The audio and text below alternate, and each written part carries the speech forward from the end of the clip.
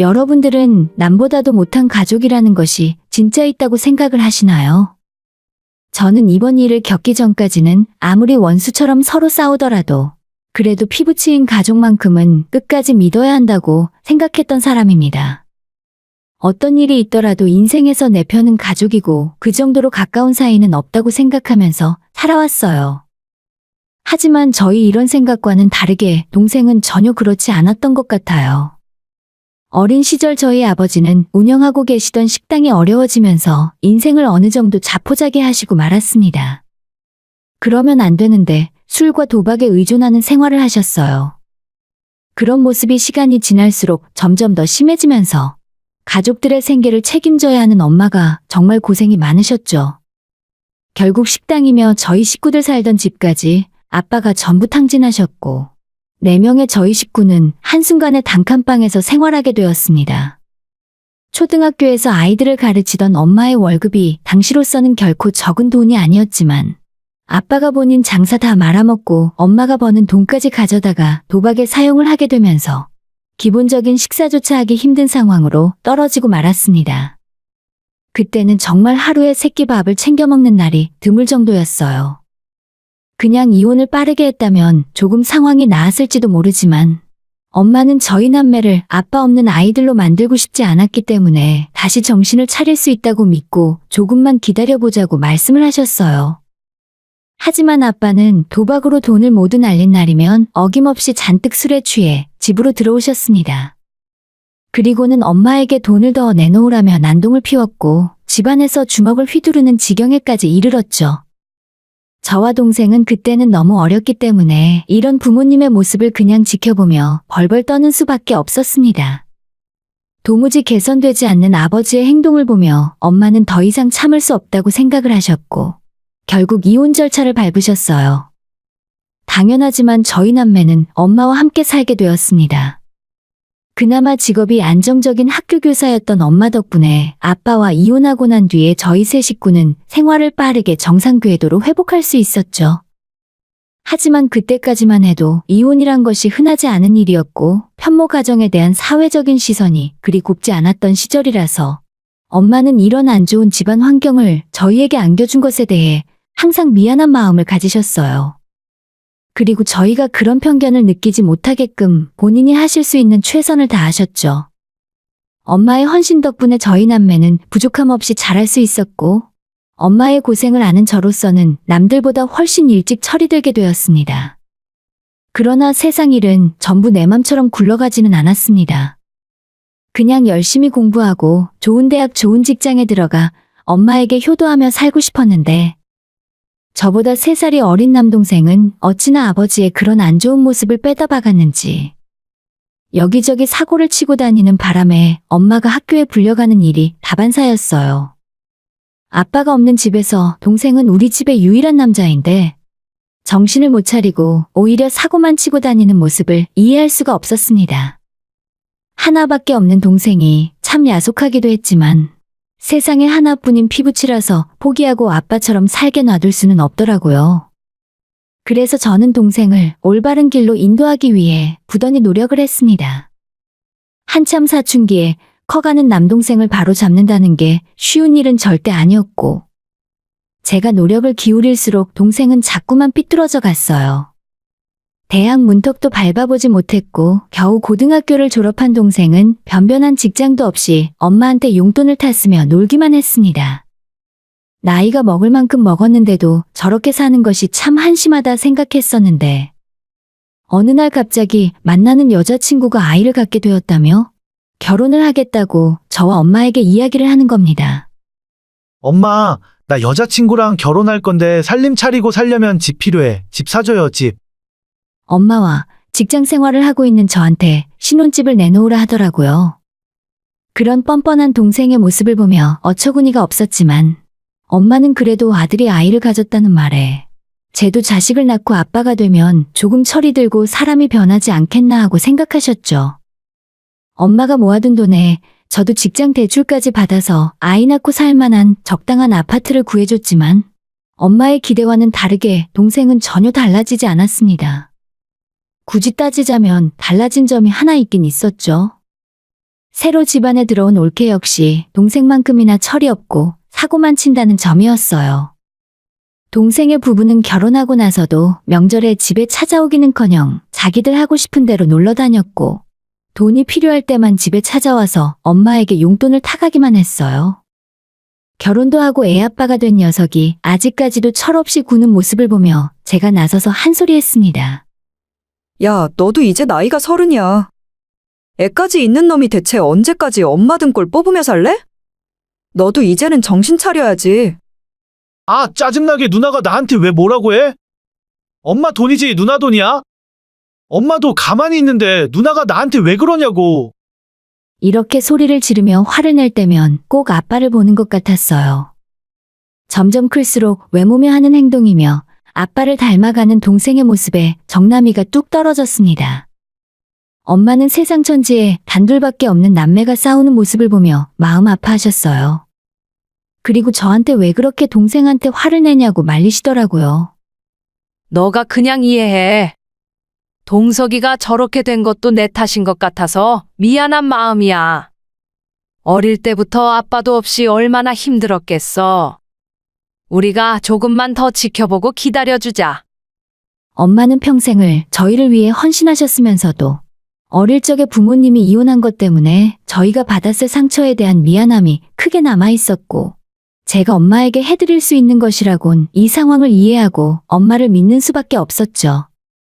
저는 어린 시절 아버지에 대한 트라우마가 남아있어서 그런지 남자와 결혼에 대한 막연한 두려움이 남아있었습니다. 그러다 보니 시간이 흐르고 몇 명의 남자친구를 만났었지만 결혼까지 할 수는 없었어요.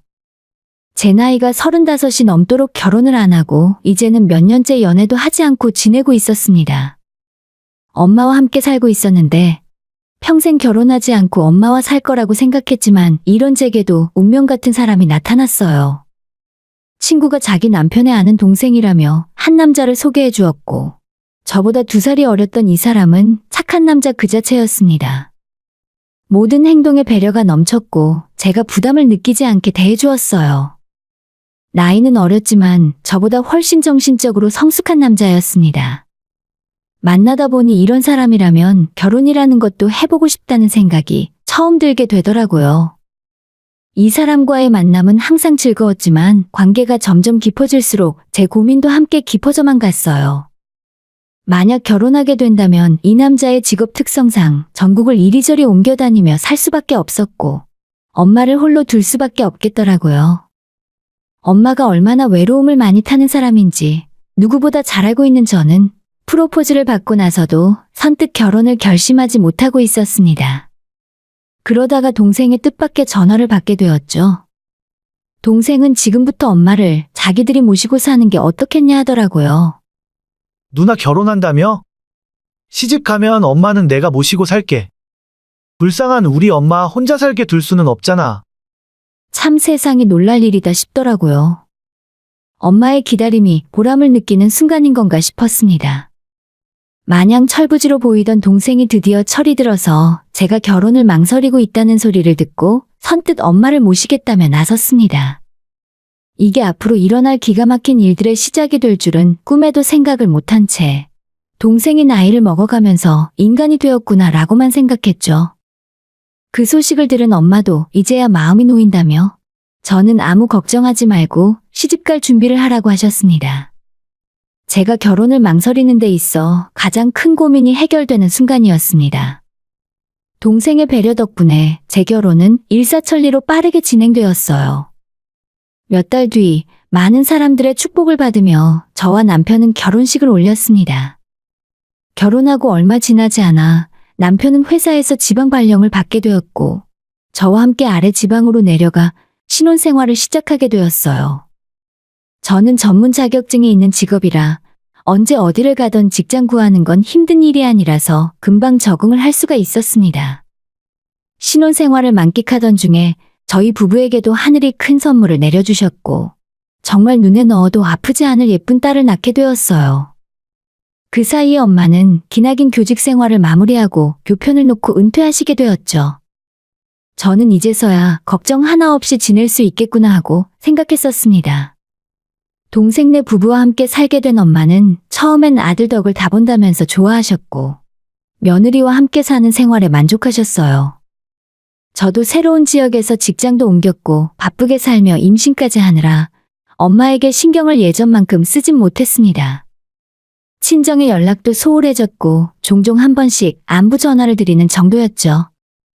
그런데 날이 갈수록 엄마의 목소리가 점점 힘이 빠지고 대화를 나눠보면 우울함이 묻어나왔습니다.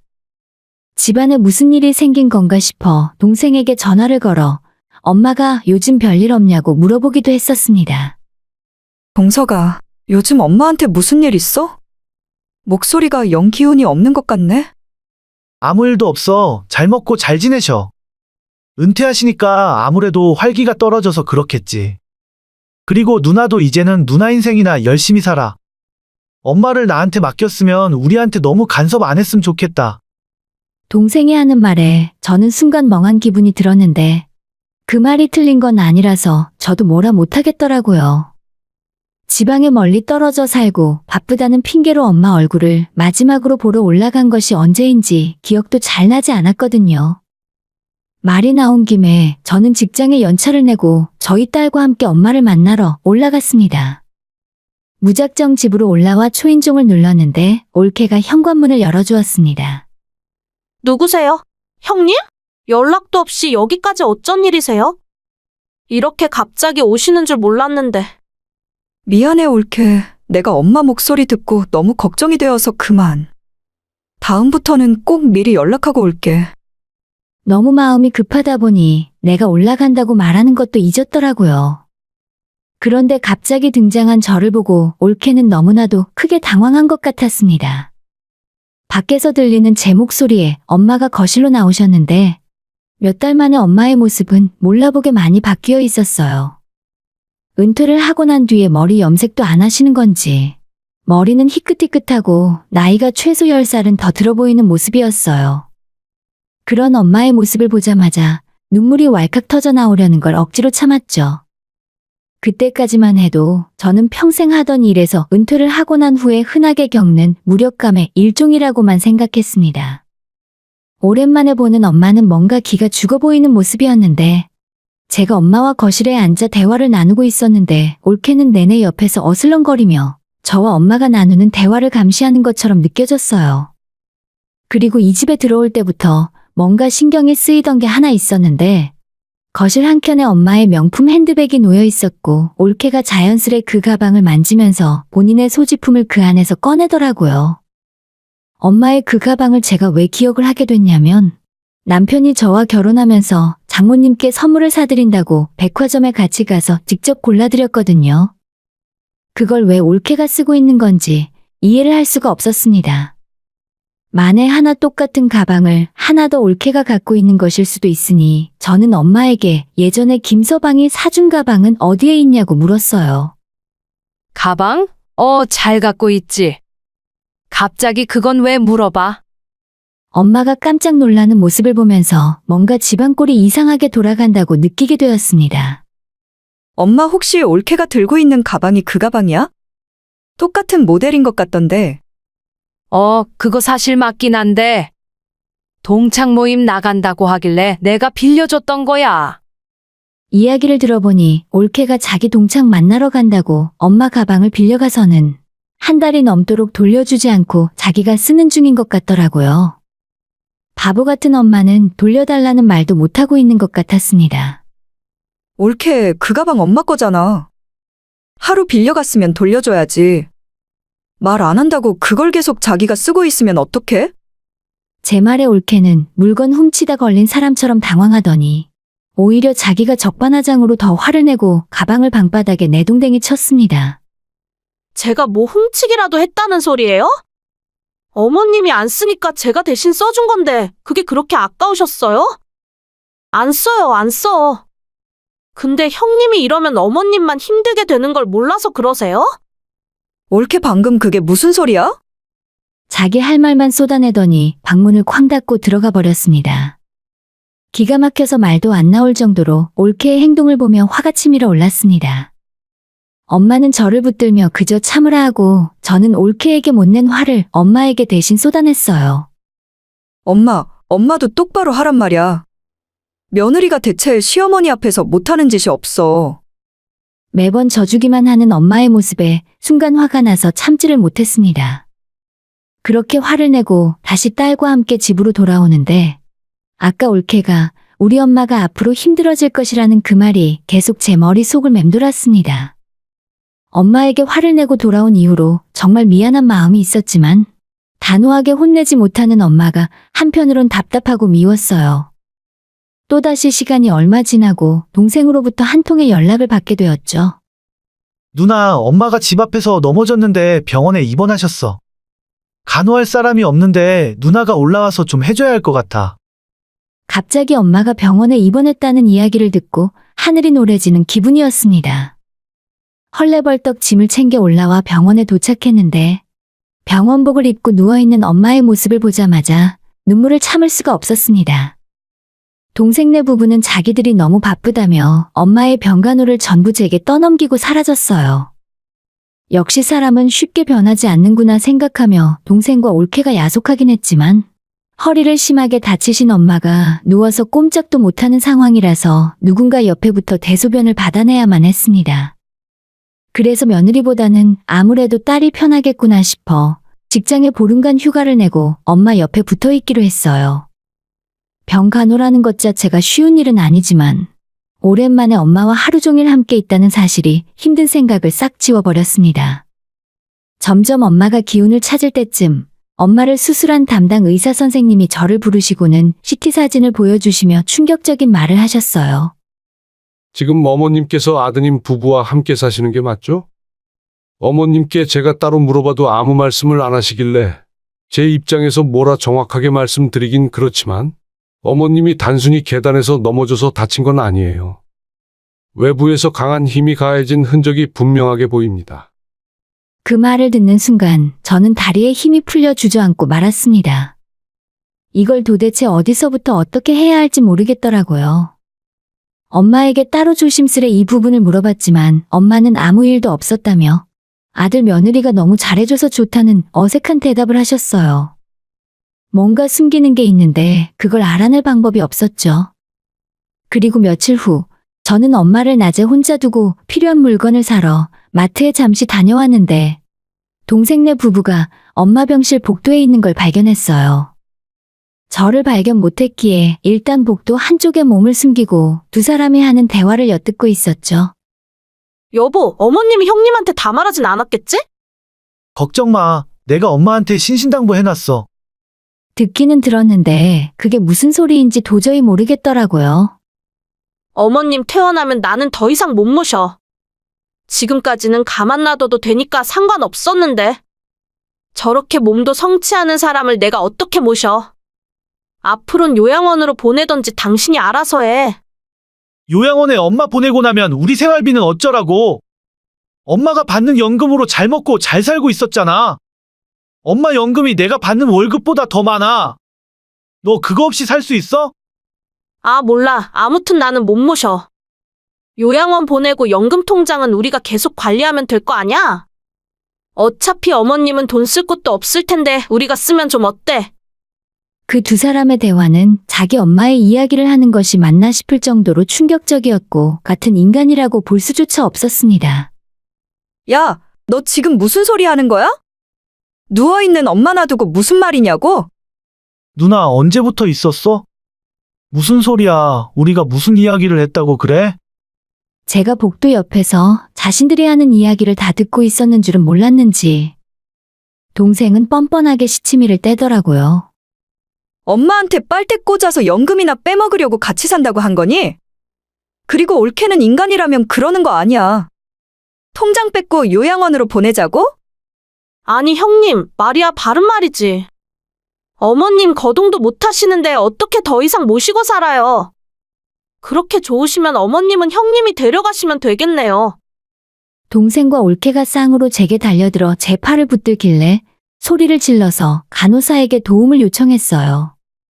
저는 경찰을 불러달라 말했고 얼마 후 경찰관 두 분이 출동했습니다. 그리고 동생의 만행을 전부 이야기하려고 하는데 병실에 누워있던 엄마가 본인이 이야기하겠다 하셨어요. 그 말에 올케 얼굴은 순간 사색이 되었고 동생은 엄마의 입을 막으려 하더라고요. 하지만 경찰의 제지로 두 사람이 할 수 있는 일은 없었고 이어지는 엄마의 고백은 정말 제게는 충격이었습니다. 동생과 올케는 지속적으로 엄마를 구박하고 제대로 대우해주지 않았고 청소, 빨래, 집안일 모든 것 또한 엄마에게 떠넘기고 있었습니다. 그러다가 집 앞 놀이터에서 버릇 없게 구는 조카를 엄마가 혼내셨고 자기 아들에게 왜 그러냐며 올케가 엄마를 떠다 밀었다고 해요. 의사 선생님께 들은 외부에서 강한 힘으로 상처가 생겼다는 말이 올케의 짓이라는 걸 확인하는 순간이었습니다. 더는 이 인간들을 가만히 둘 수 없었고 저는 바로 고발하겠다고 이야기했어요. 누나, 진짜 너무한 거 아니야? 단순히 실수였을 뿐이야? 이런 일로 경찰한테 신고까지 하면 어쩌자는 거야? 나 너 같은 동생 둔 적도 없어. 앞으로 나한테 누나라고 부르지도 마. 그리고 엄마도 이제는 정신 똑바로 차려. 아들 며느리는 엄마 인생에서 없다고 생각해.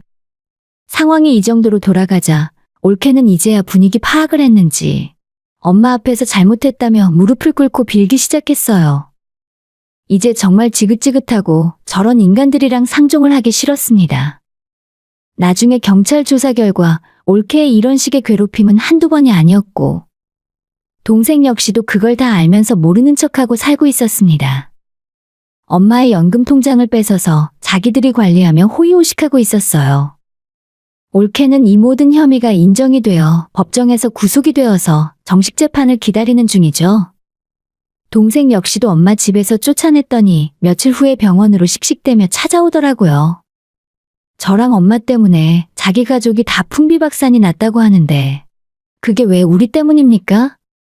자기들이 잘못한 일 때문에 벌을 받고 있는 거죠. 엄마도 이 기회에 아들과 인연 끊겠다고 하셔서 병원에도 다시는 찾아오지 말라 했습니다. 엄마의 병간호와 재판 준비 그리고 주변 정리를 위해 저는 회사를 쉬고 엄마 옆에 머물 수밖에 없었는데 남편은 이런 저희 집안 사건을 다 듣고 나서도 끝까지 저를 믿고 장모님 잘 챙기라며 이해를 해주었습니다. 남편 덕분에 엄마도 이제는 건강을 많이 회복해서 얼마 전 퇴원을 하시게 되었습니다. 며칠 전에 남편은 저한테 차라리 이럴 거면 우리들이 어머님을 모시고 함께 살자는 말을 하더라고요. 어차피 이제 교단도 은퇴하셨으니 우리랑 같이 사셔도 되잖아. 몇 년에 한 번씩 근무지가 바뀌긴 해도 장모님이 크게 불편하시진 않을 거야. 그렇게 저희 부부가 엄마와 함께 살게 됐고 엄마도 이제야 안정을 찾으신 것 같았어요. 늦은 나이에 결혼한 제가 남편 하나는 진짜 잘 골랐구나 싶었죠. 엄마는 본인 집을 처분한 돈을 전부 저희에게 맡기셨는데 그 돈으로 저희 네 식구가 살기 좋은 넓은 아파트로 이사를 가게 되었습니다. 한때는 많이 우울하고 힘들어 보였던 엄마는 손녀와 함께 살면서 요즘은 많이 밝아지셨어요. 올케에 대한 재판은 쉽게 끝나지 않고 점점 길어지는 중이고 얼마 전에도 용서를 빌며 합의를 해달라고 연락이 왔지만 전혀 그럴 생각 없습니다. 합의금 몇 푼이 중요한 상황도 아니고 강력하게 처벌받았으면 좋겠거든요. 동생 역시도 자기 집안 다 무너졌다며 조카를 생각해서라도 저와 엄마가 용서를 해달라고 했지만 전혀 불쌍하게 느껴지지도 않더라고요. 아무리 가족이라곤 하지만 서로 지켜야 할 선이라는 것이 있잖아요. 동생과 올케는 그 넘지 말아야 할 선을 넘고 말았던 거죠. 이제 그 책임을 져야 하는 거고 정에 호소하며 대충 넘어가길 바라진 않았으면 좋겠습니다. 오늘의 사연은 여기까지입니다. 구독과 좋아요, 알람 설정은 많은 힘이 됩니다. 다들 행복하시고 좋은 하루 되세요.